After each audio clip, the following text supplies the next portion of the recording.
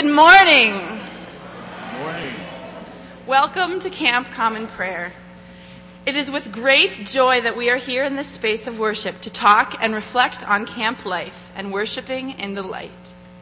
We believe that camp offers a powerful perspective on how we live our lives, and living and working at camps has certainly had this influence on us.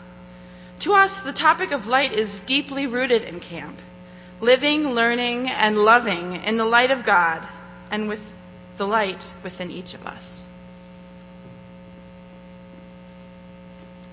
Let's start from the beginning. I was only 2 years old and Anna was just born when our dad took his first job at a camp called Camp Webb. 20 years and 6 camps later, camping ministries is still flowing through our veins. I know that it flows through the veins of Ann and Billy as well, as they have each worked at and love camp very much. There's a certain magic to camp, a magic that some of you may have experienced at various camps as well. However, this magic is not some entity floating off in the abyss somewhere. We have the ability to create and nurture it in ourselves, in our community, and in our God. Welcome.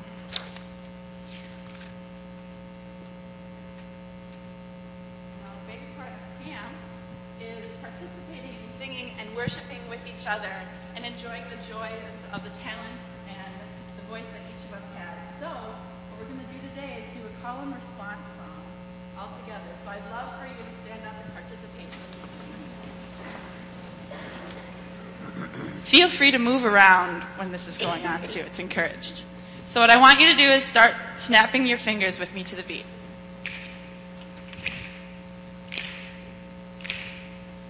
You'll respond to the beat. Up above my head,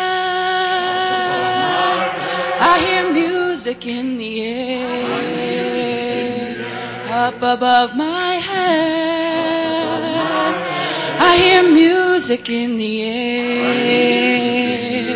And I really do believe that there's a heaven somewhere. Oh yes, I really do believe that there's a heaven somewhere. Up above my head, I hear praying in the air. Up above my head, I hear praying in the air. And I really do believe that there's a heaven somewhere. Oh yes, I really do believe that there's a heaven somewhere. Up above my head, I hear silence in the air. Up above my head, I hear silence in the air. And I really do believe that there's a heaven somewhere. Oh yes, I really do believe that there's a heaven somewhere.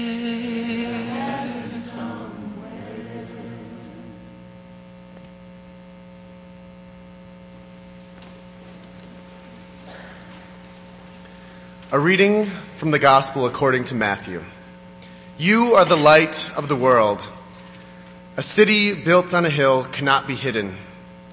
No one, after lighting a lamp, puts it under the bushel basket, but on a lampstand, it gives light to all the house. In the same way, let your light shine before others, so that they may see your good works and give glory to your God in heaven.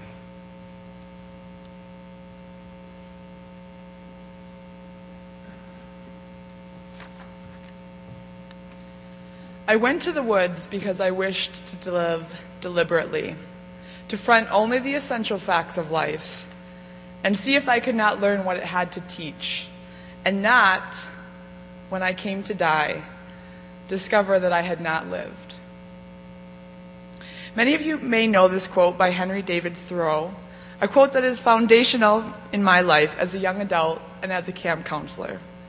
Thoreau speaks not only to the peaceful majesty of the woods, but also to what I interpret as the Spirit of God in the woods, both which can be deeply ingrained in the human spirit itself.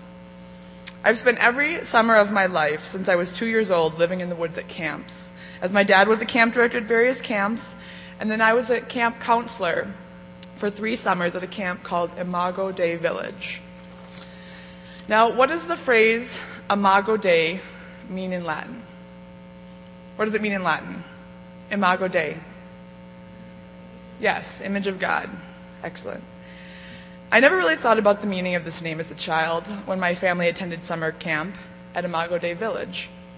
However, while living and working at camp over the years, I have come to see how camp is truly in the image of God, through the woods, through the ministry done with and for children, and finding and sharing one's light in a safe community. A common phrase that circulates in camp circles is, "Camp does kids a world of good." So camp is good for kids, but why exactly? Why is camp good for kids? For one, camps enable kids to get outside and get to know nature. With the rapid rise of various types of technology in today's American society, kids play outside less and stare at screens much more than when some of you out there were kids. So even though screens can be incredibly helpful for busy parents at times, there are a rising number of children and even young adults who experience nature deficiency disorder. According to John Hayes of the Pittsburgh Post-Gazette, quote, "While no one's suggesting the trend isn't reversible, some in government and outdoor groups voice concern about the long-term developmental, social, and financial impact of a condition that one author has dubbed nature deficient disorder. Symptoms include 80% of children under age 2 and more than 60% of children ages 2 to 5 do not have any access to daily outdoor play. The average American child watches TV or plays computer games 6 hours per day, 6 hours per day, twice the yearly hours spent in school. State parks and the National Park Service report a 10% to 20% drop in visitation. I say kids need less screen and more green. Next, the aspect of living, learning, and loving in nature at camps enables children to better visualize God's natural creations.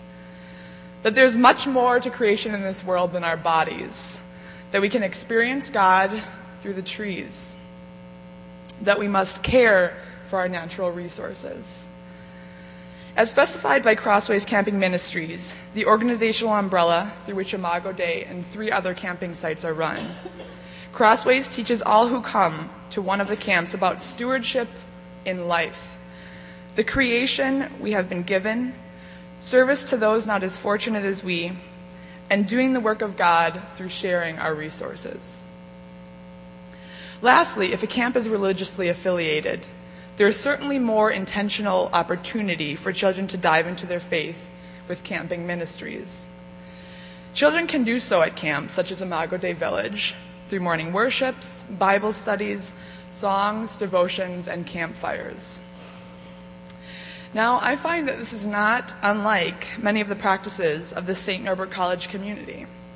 Meals in the Caf, community living, natural campus beauty, common prayers, recreational activities, and church services right here every Sunday. I believe that children's concepts of faith in God can be underestimated, and many religious camps can give children the opportunity to discuss, question, and praise God. Camp can be a safe haven in which to do this. Camp can also be a safe community in which to find and share one's light, and the light of God at that. To be frank, sometimes I totally feel like a kid myself at camp, which I love and which totally speaks to the joy of sharing one's light. To share one's light in means other than Facebook, MySpace, and YouTube. To find the light while tromping through looming pine trees. To worship in the light of God.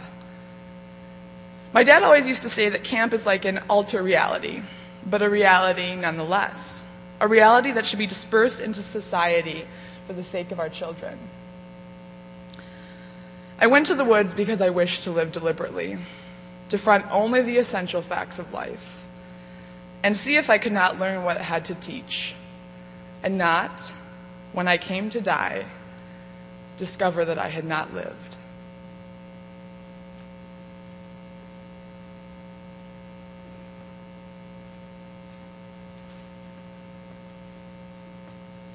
Remembering the sights, sounds, and smells of being deep in nature, I have many memories of the times I've had camping. It is this light that we speak about today that I have been able to see both as a camper and later as a counselor.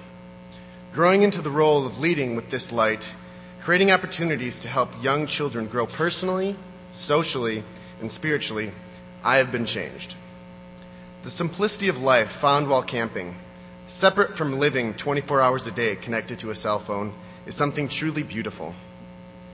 Today I pray that not only can we find moments like this, but that we can take personally the call to lead with a degree of simplicity and help create spaces for friends to grow and enjoy one another's company.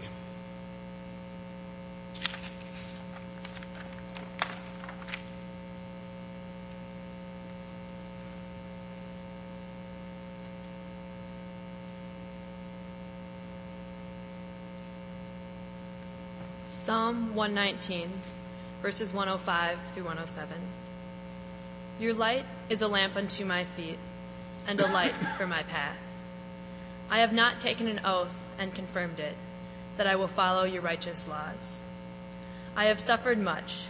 Preserve my life, O Lord, according to your word.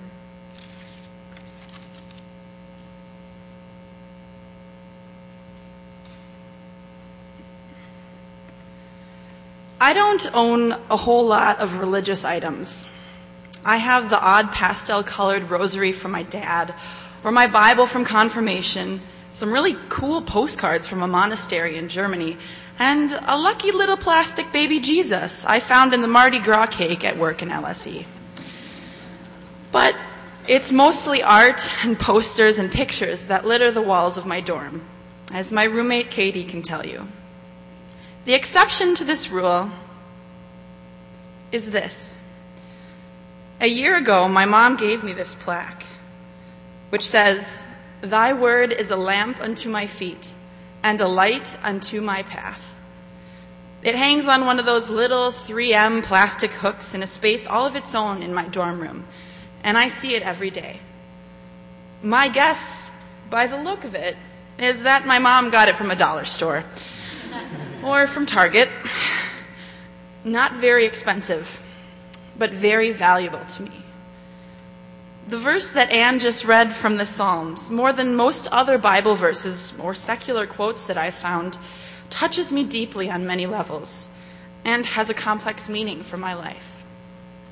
This part of Psalm 119 is so familiar to me because of that song, which we will soon sing, that I learned at camp. It was a tune that I knew well as the daughter of a camp director and attendee of many weeks of family camp at Imago Dei.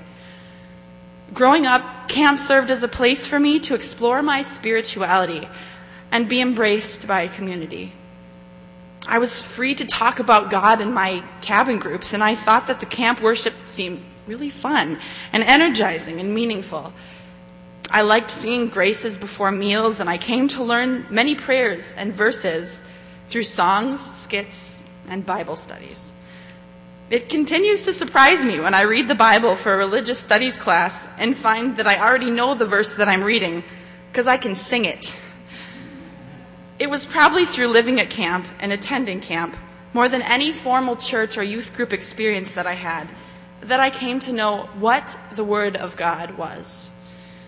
Camp formed this bridge between church life and real life. I saw normal events as things that related to being at camp and related to God, related to some skit or group building activity. How wonderful it was to do a devotion in the woods under a starlit sky, or to learn leadership on the low ropes course in the middle of the woods. I saw my life through the lens of camp, and thus the lens of community and spirituality, and a whole heck of a lot of fun. At that point, it seemed that God's word was a light unto my path. helping me process and understand and relate to the things that I encountered. But not everyone has camp. And summers end and your counselors go back to college, and everyday life is not starlit skies and long talks about religion or singing songs about the book of Ephesians.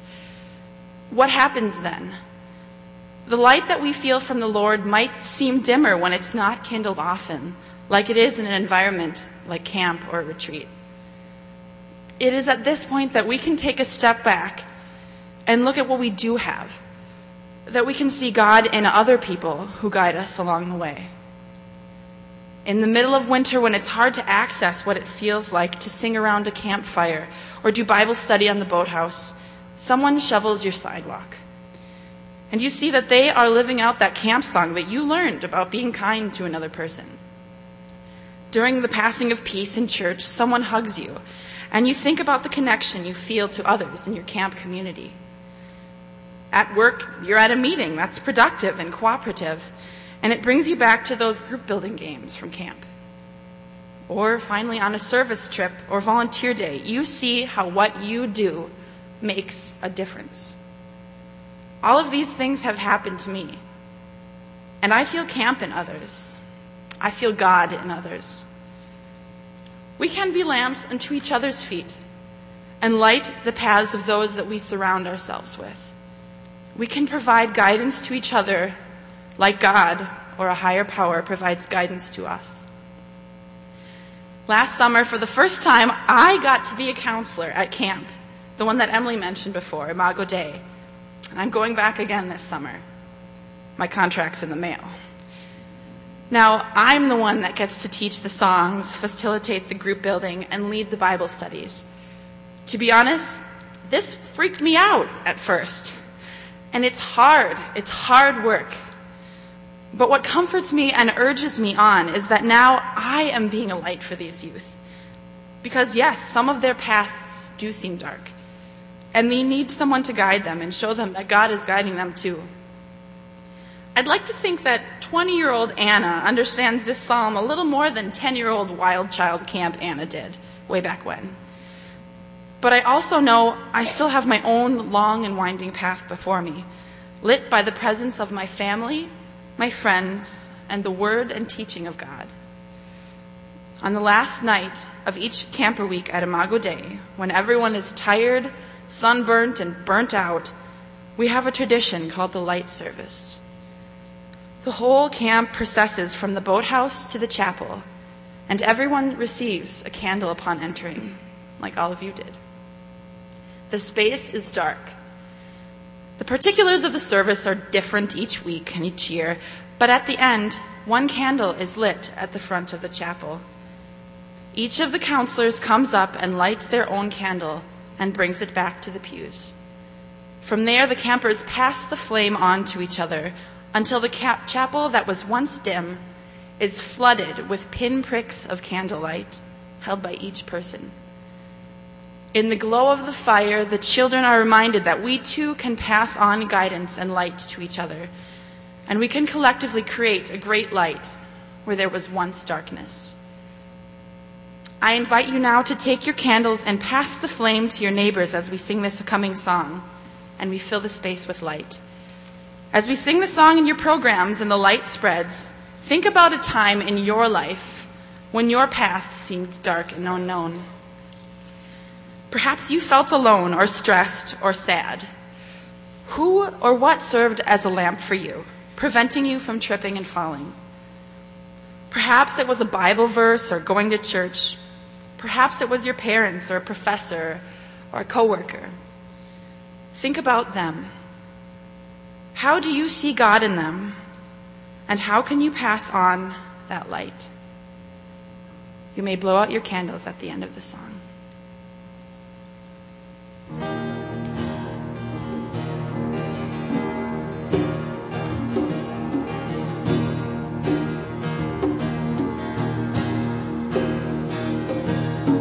Thy word is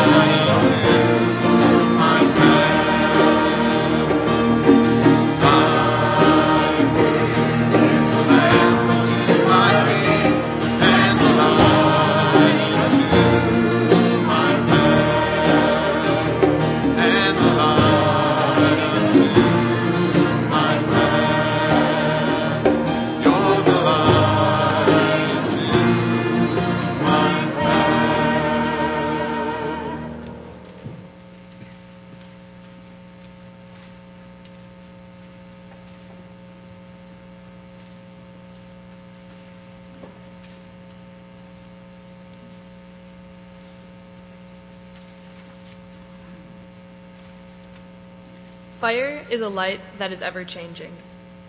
Most commonly it starts with a small flame and spreads to light a beautiful campfire, providing warmth, dreams, nourishment, and music to those gathered around.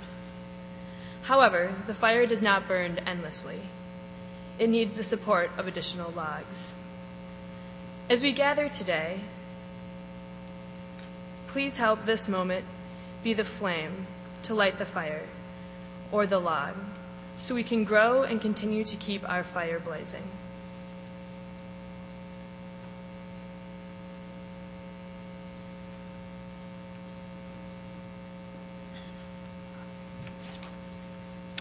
We would like to thank you for taking the time out of your busy advisement day to worship and reflect with us this morning. Out in the lobby, there are s'mores treats. Yes, I said it, s'mores treats, because we don't have a fire, obviously. We don't have sticks. For you to enjoy and consume. They're courtesy of the Women's Center staff. Please put your candles back in the boxes provided at the exits. As you go forth and continue on your own paths, may you recognize the guidance that others have supported or provided. May you feel and appreciate the support and beauty of this campus community, and may you serve as a source of light. This worship has ended. Let the service begin. Go in peace.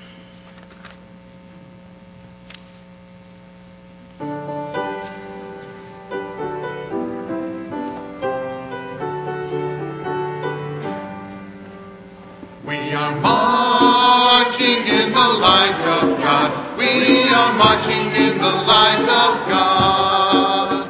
We are marching in the light of God. We are marching in the light of God. We are marching. Oh, we are marching in the light of God. We are marching. Oh, we are marching in the light of God. We are dancing. We are dancing in the light of God. We are dancing in the light of God. We are dancing in the light of God. We are dancing in the light of God. We are dancing, dancing, we are dancing, dancing, we are dancing in the light of God. We are dancing, dancing, we are dancing, dancing, we are dancing in the light of God. We are singing. We are singing in the light of God. We are singing in the light of God. We are singing in the light of God. We are singing in the light of God. We are singing, singing, we are singing, singing, we are singing in the light of God.